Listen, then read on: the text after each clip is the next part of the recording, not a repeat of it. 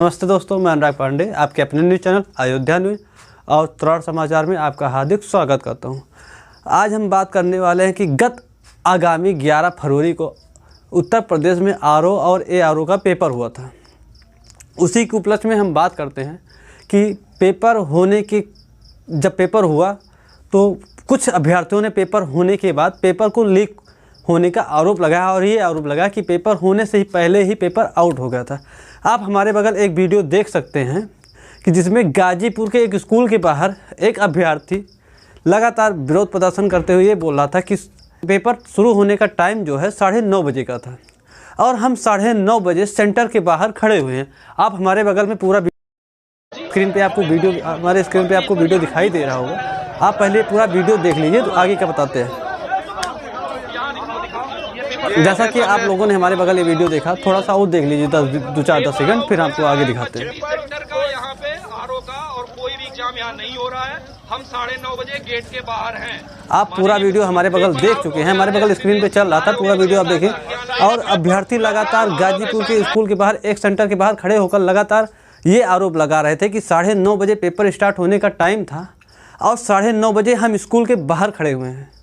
लगातार उनका कहना था कि जब हम क्लास में बैठे तो हमारे सामने जो एक छोटा पेपर एक पन्नी में पैक होता है तो उसका रूल क्या है? उसका रूल ये है कि अभ्यर्थी क्लास से 2 अभ्यर्थियों को उठाया जाए और दोनों का रोल नंबर दोनों को दिखा के पूरा बाकायदा पेपर खोला जाए, पन्नी में से पेपर निकाला जाए। बट वहाँ पे स्टूडेंट को नहीं बुलाया गया और पेपर पहले से ही निकाल के रखा हुआ था।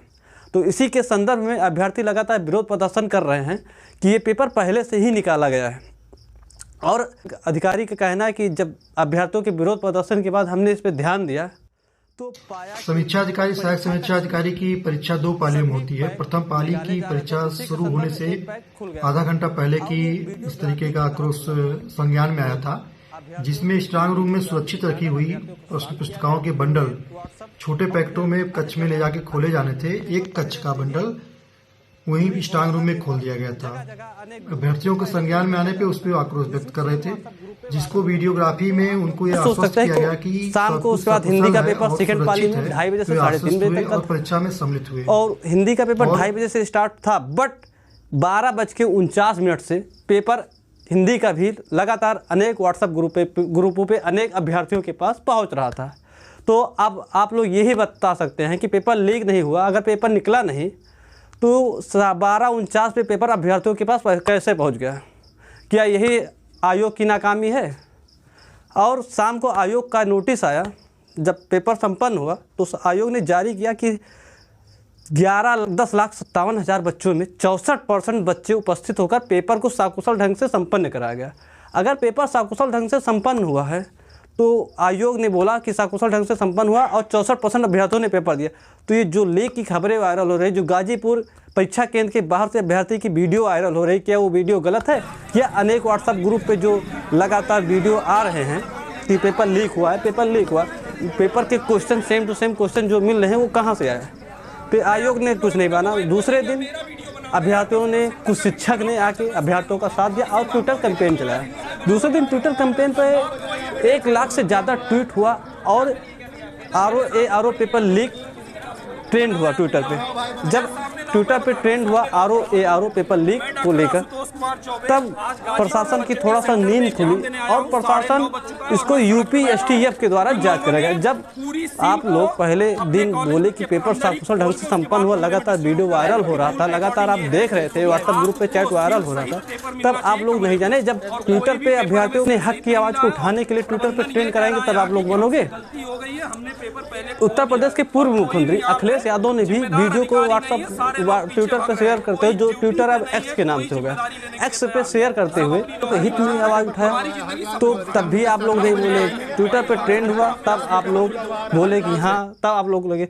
मैं आयोग से ये मांग करता हूँ कि आप यूपीएसटीएफ द्वारा जो पेपर की जांच करा रहे हैं, आप इस पेपर की जांच सीबीआई या इलाहाबाद हाई कोर्ट के पूर्व रिटायर्ड जज की निगरानी में कराएं तो ज़्यादा अच्छा होगा। रही बात, अब हम बताते हैं, अगर आरओ का पेपर लीक हुआ तो पेपर अब दोबारा कब तक कराया जा सकता है? तो हम आपको बताएं कि 17 मार्च को यूपीएससी का एक पेपर है जो 17 मार्च को आयोजित हुआ पहले से।